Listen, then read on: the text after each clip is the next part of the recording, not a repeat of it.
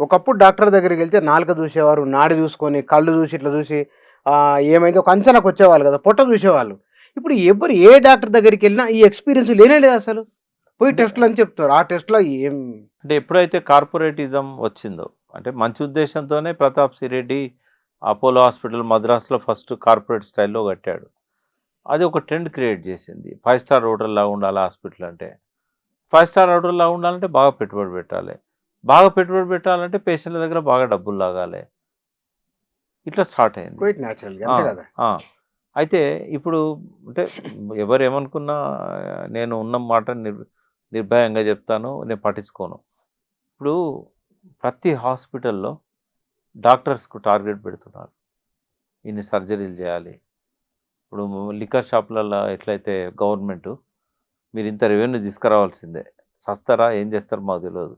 మీరు బెల్ట్ షాపులు పెడతారా ఏమన్నా పెట్టుకోండి. టార్గెట్ ఉంటుంది కదా! టార్గెట్లు పెడుతున్నారు. హాస్పిటల్స్ టార్గెట్ పెడుతున్నారు. ఓహ్! టార్గెట్ పెట్టి వాడికి అవసరం లేకున్నా ఐసీయూ. అంటే అన్నిటిని నేను అనను. చాలా ఎథికల్‌గా హాస్పిటల్స్ ఉన్నాయి. చాలా మంచి పేరొచ్చిన హాస్పిటల్స్ ఉన్నాయి. మంచి పేరొచ్చిన డాక్టర్స్ ఉన్నారు. కొన్ని చెప్తున్నాను నేను. అవి 2 తెలుగు రాష్ట్రాల్లో కావచ్చు, దేశవ్యాప్తంగా దేశవ్యాప్తంగా కావచ్చు. సినిమాలు కూడా వచ్చినాయి కదా! మెడికల్ వచ్చినాయి. దాని మీద. వచ్చినాయి.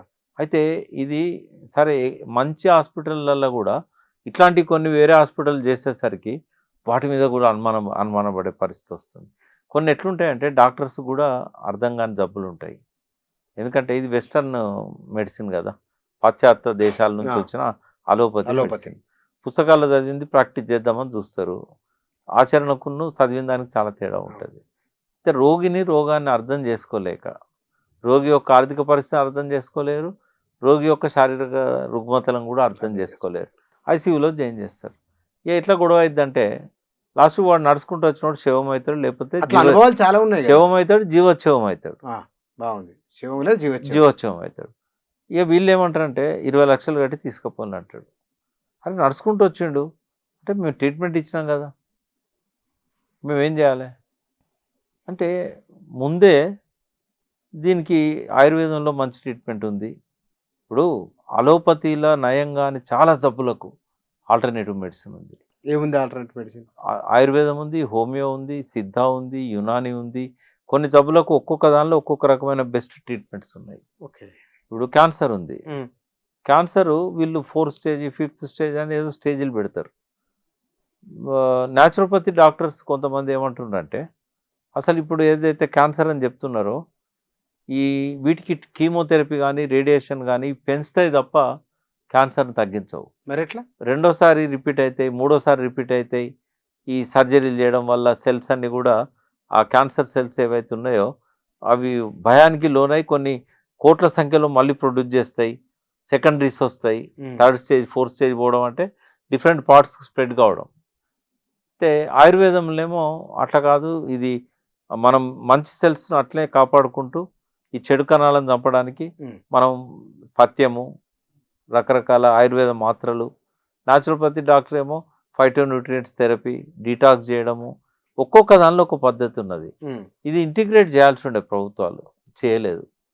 ఈ మెడిసిన్ సబ్జెక్ట్‌ని ఇంటిగ్రేట్ చేయాలి. ఓకే. ఇప్పుడు పైనుంచి వచ్చింది కాబట్టి అలోపతి మంచిది, ఆయుర్వేదం మంచిది కాదని చెప్పడానికి లేదు. హ్మ్. డెఫినెట్‌గా ప్రతి వైద్య విధానంలో మంచి ఉంది, చెడు ఉంది. ఇప్పుడు సర్జరీ కావాలనుకుంటే మనము డెఫినెట్‌గా అలోపతికే పోతాం. రెండోది ముదిరిందనుకో వైద్యం, రోగం ముదిరిందనుకో, రోగం ముదిరితే మనకు వేరే ఆల్టర్‌నేటివ్ ఉండదు. హ్మ్.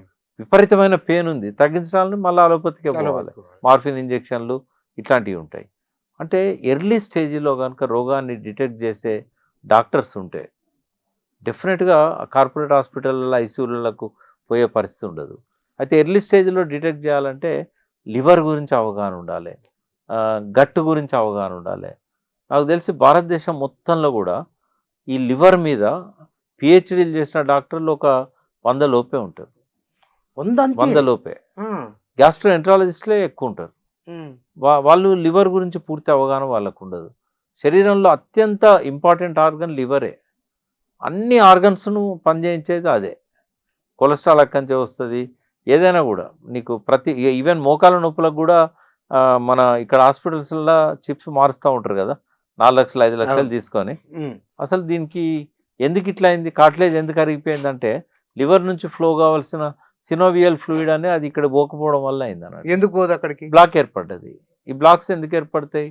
ఫిజికల్ యాక్టివిటీ లేక కొంత, తర్వాత తినే ఆహారంలో రక్తానికి సంబంధించిన పోషకాలు సరిగా లేకపోవడం వల్ల. ఇప్పుడు సుదర్శన్ రెడ్డి ఉన్నాడు. సుదర్శన్ రెడ్డి మరణానికి చాలా కారణాలు ఉన్నాయి. ఒకటి కాదు, రెండు కాదు. ఒకటి లంగ్ ఫంక్షనింగ్ బాగాలేదు అనేది. నేను రిపోర్ట్స్ చూశాను. పోస్ట్మార్టం కాదు, ఆయన పోస్ట్మార్టం చేసినట్లేరు బాడీ. ఆయన 2 days ముందే కోమాలకు పోయే ముందు ఆయన టెస్ట్ చేసిన రిపోర్ట్స్ నా దగ్గర ఉన్నాయి. ఆ రిపోర్ట్స్ చూస్తే ఏమైందంటే లంగ్స్ మొత్తం ప్లేక్తో నిండిపోయినాయి. దానివల్లనే ఆయనకు శ్వాస సమస్యలు వచ్చినాయి. ఒక నెల రోజుల నుంచి అవస్థపడ్డాడు శ్వాస. సెకండ్ ఏంటంటే హీమోగ్లోబిన్ 19 పోయింది. మ్యాక్సిమం 17 ఉండాలి. ఎక్కువ మంది 14 వరకు ఉంటుంది.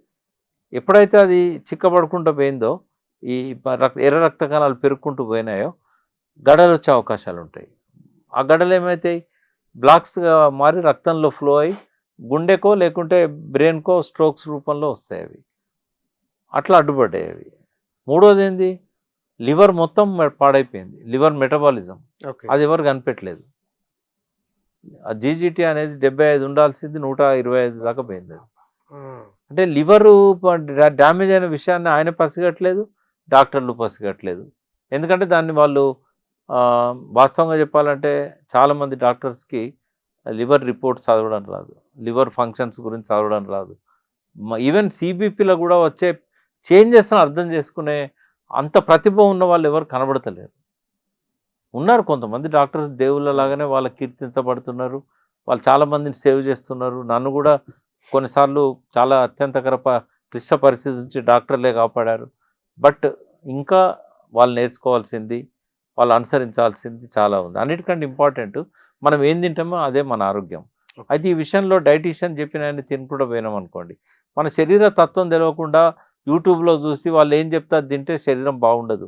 మన శరీర తత్వాన్ని అర్థం చేసుకునే విధంగా మన మెడికల్ రిపోర్ట్స్ కావచ్చు, మన నడవడిక, మన శైలి, మన ఆలోచన విధానం, మన జీవన శైలి గురించి అర్థమైన డాక్టర్ మాత్రమే ఈ రెండింటిని కంపేర్ చేయగలరు.